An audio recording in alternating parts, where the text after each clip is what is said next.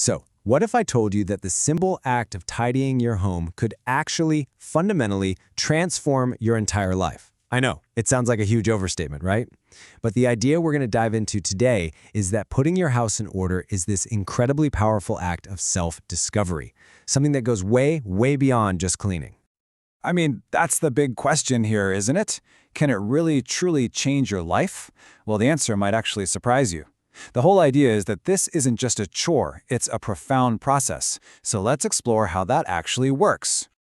Okay, let's just get this straight right from the get-go. This is not about having a perfect, minimalist house to impress your friends. The perspective we're looking at frames tidying as a powerful tool for self-discovery, a way to, take stock of your life and figure out what it is you're truly passionate about. So how in the world does sorting through your old t-shirts and books lead to some major life epiphanies? Well, it turns out all your stuff, it's like a physical record of your life's decisions, and more importantly, your deepest and often forgotten interests. This quote really hits on something powerful. Our true passions are remarkably consistent. Think about it. Go back to what you loved as a kid. The things you choose to keep today, the items that genuinely make you happy. They're all clues to that authentic self that might have gotten buried under years and years of what you should do. And here's a perfect real-world example of this in action. There was this woman, she worked for a big IT company. She goes through the whole tidying process, and at the end, she looks at her bookshelf. All the computer books are gone. And what's left? A bunch of books on social welfare that she'd bought when she was a teenager. And boom, that one moment reconnected her with this long-lost passion. She quit her corporate job and started a super successful childcare business. I mean, that's the kind of power we're talking about. But this process of discovery, it isn't always easy. It kind of forces us to confront the real reasons we hold on to so much stuff. And those reasons are almost always rooted in our past or our fears about the future. It pretty much boils down to these two things. Every single piece of clutter we cling to is either a link to the past, a memory of who we used to be, or it's a safety net for the future, something we keep out of anxiety for what might happen. And this mindset, it goes so far beyond our closets. See, attachment to the past isn't just about an old concert t-shirt. It's about not being able to move on from an old relationship. And fear for the future isn't just about keeping random cables just in case. It's about choosing a safe job you hate over one you're passionate about. Our clutter is basically a mirror for the patterns that guide our biggest life decisions. So here's the bottom line. By facing your things, you are forced to face yourself.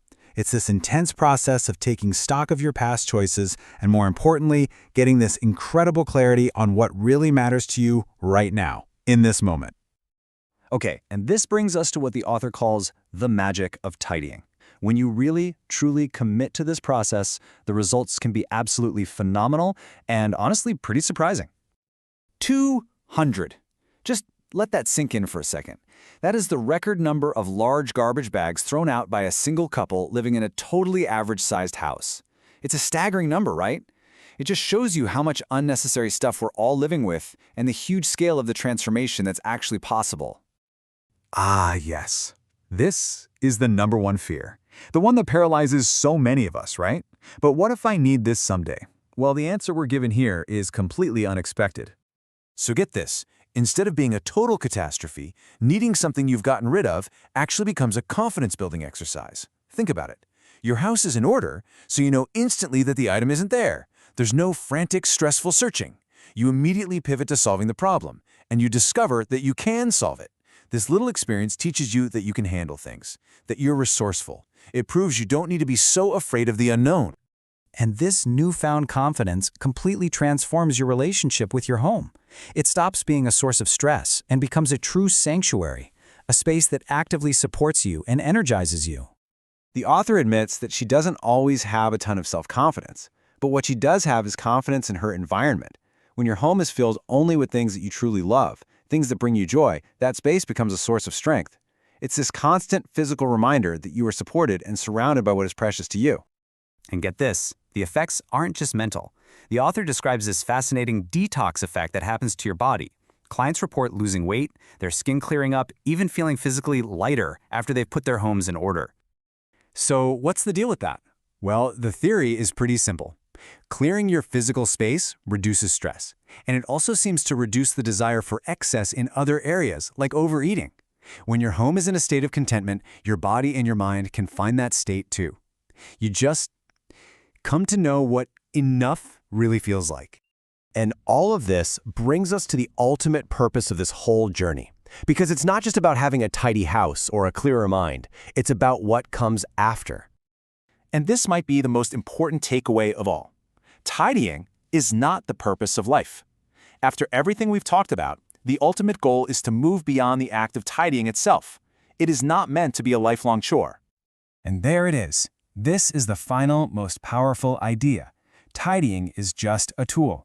It's a one-time, huge event that acts like a reset button for your life. You do it to clear the decks, physically and mentally, so that you are finally free to pour all of your energy into your true mission, into whatever it is that brings you the most joy. That is when your real life begins. So, in the end, the question really isn't about what you should throw away. It's about what you will finally make space for. Once all the clutter is gone and your mind is clear, what life is waiting for you to begin?